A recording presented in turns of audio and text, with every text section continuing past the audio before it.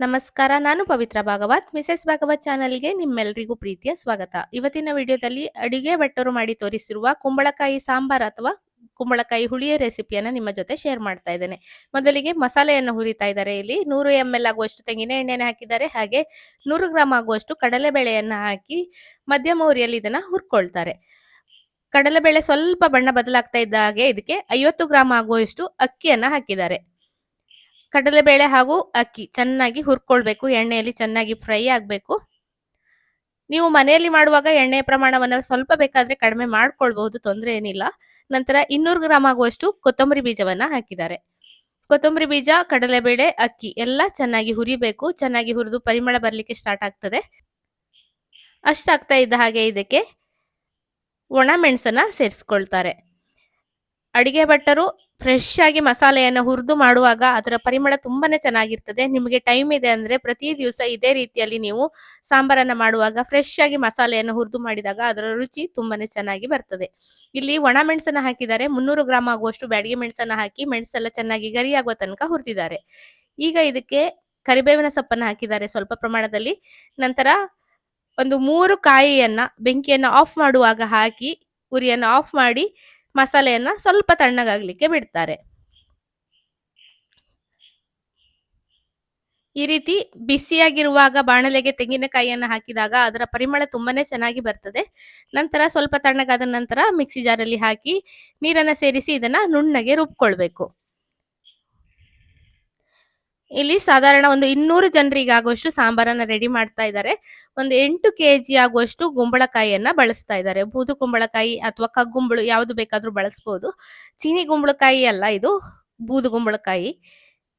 Cut ಮಾಡಿ hold ಮಾಡಿ ಈಗಾಗಲೇ ಬೇಯಲಿಕ್ಕೆ ಇಟ್ಟಿದ್ದಾರೆ. 1.5 ಲೀಟರ್ ಆಗುವಷ್ಟು ನೀರನ್ನ ಹಾಕಿದ್ದಾರೆ. ಅದಕ್ಕೆ 8 kg ಆಗುವಷ್ಟು ಕುಂಬಳಕಾಯಿಯ ಹೋಳುಗಳನ್ನು ಹಾಕಿದ್ದಾರೆ. 1 kg ಆಗುವಷ್ಟು ಬೆಲ್ಲವನ್ನ ಹಾಕಿದ್ದಾರೆ. ಸ್ವಲ್ಪ ಕರಿಬೇವಿನ ಸೊಪ್ಪನ್ನ ಹಾಕಿ ಕುಂಬಳಕಾಯಿ ಹೋಳನ್ನ ಬೇಯಲಿಕ್ಕೆ ಬಿಟ್ಟಿದ್ದಾರೆ.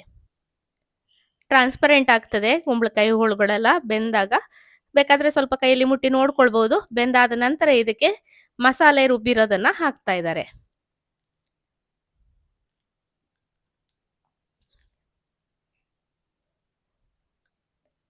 ಈ ರೀತಿ ಮಸಾಲೆಯನ್ನ ಚೆನ್ನಾಗಿ ಮಿಕ್ಸ್ ಮಾಡ್ಕೊಳ್ಬೇಕು. ಹಿಂದಿನ ವಿಡಿಯೋದಲ್ಲಿ ಸಾರಿನ ರೆಸಿಪಿಯನ್ನ ಶೇರ್ ಮಾಡಿದಾಗ ಹೇಳಿದೆ, ಮುಂದಿನ ವಿಡಿಯೋದಲ್ಲಿ ಕುಂಬಳಕಾಯಿ ಹುಳಿಯ ರೆಸಿಪಿಯನ್ನ ನಾನು ನಿಮ್ಮ ಜೊತೆ ಶೇರ್ ಮಾಡ್ತೇನೆ ಅಂತ. ಅದೇ ಪ್ರಕಾರ ನಾನಿವತ್ತು ಕುಂಬಳಕಾಯಿ ಹುಳಿ ರೆಸಿಪಿಯನ್ನ ಶೇರ್ ಮಾಡ್ತಾ ಇದ್ದೇನೆ.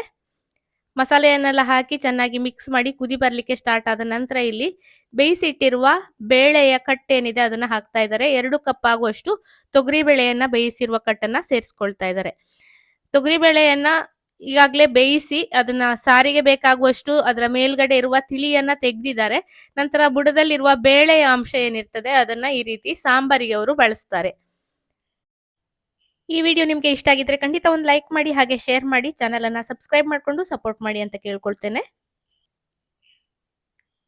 ಇದನ್ನ ಚೆನ್ನಾಗಿ ಕುದಿಲಿಕ್ಕೆ ಬಿಡಬೇಕು. ಚೆನ್ನಾಗಿ ಕುದಿ ಬರ್ಲಿಕ್ಕೆ ಸ್ಟಾರ್ಟ್ ಆಗ್ತಾ ಇದೆ. ಈಗ ಇದಕ್ಕೆ ಹುಣಸೆ ಹಣ್ಣಿನ ರಸವನ್ನ ಹಾಕ್ತಾ ಇದ್ದಾರೆ. ಇಷ್ಟು ಪ್ರಮಾಣಕ್ಕೆ 1 ಕಪ್ ಆಗುವಷ್ಟು ಹುಣಸೆ ಹಣ್ಣಿನ ರಸವನ್ನ ಹಾಕಿದ್ದಾರೆ. ನಂತರ ಉಪ್ಪನ್ನ ಹಾಕೊಳ್ಬೇಕು. ಇಷ್ಟು ಪ್ರಮಾಣಕ್ಕೆ 1 ಕಪ್ ಆಗುವಷ್ಟು ಉಪ್ಪನ್ನ ಇಲ್ಲಿ ಬಳಸ್ತಾ ಇದ್ದಾರೆ. ಮಸಾಲೆಯನ್ನೆಲ್ಲ ನೀವು ಸ್ಪೂನ್ ಲೆಕ್ಕದಲ್ಲಿ ಬೇಕಾದ್ರೆ ನಿತ್ಯಕ್ಕೆ ಬಳಸುವಾಗ ಹಾಕೊಂಡು ಮಾಡ್ಕೊಳ್ಬಹುದು.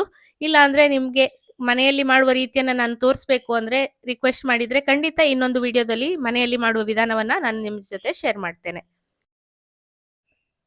ಉಪ್ಪನ್ನ ಹಾಕಿ ಚೆನ್ನಾಗಿ ಮಿಕ್ಸ್ ಮಾಡಿದ ನಂತರ ಇದಕ್ಕೆ ತೆಂಗಿನ ಎಣ್ಣೆಯನ್ನ ಹಾಕ್ತಾ ಇದ್ದಾರೆ. 100 ml ಆಗುವಷ್ಟು ತೆಂಗಿನ ಎಣ್ಣೆಯನ್ನ ಹಾಕಿದ್ದಾರೆ.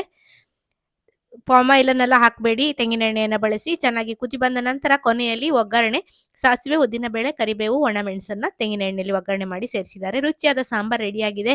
ಅನ್ನದ ಜೊತೆ ತುಂಬಾನೇ ಚೆನ್ನಾಗಿರ್ತದೆ. ಖಂಡಿತ ಟ್ರೈ ಮಾಡಿ ನೋಡಿ. ಇಷ್ಟ ಆದ್ರೆ ವಿಡಿಯೋಗೊಂದು ಲೈಕ್ ಮಾಡಿ, ಚಾನಲ್ ಅನ್ನ ಸಬ್ಸ್ಕ್ರೈಬ್ ಮಾಡ್ಕೊಳ್ಳಿ. ಇನ್ನೊಂದು ವಿಡಿಯೋದೊಂದಿಗೆ ಬರ್ತೇನೆ. ನಮಸ್ಕಾರ.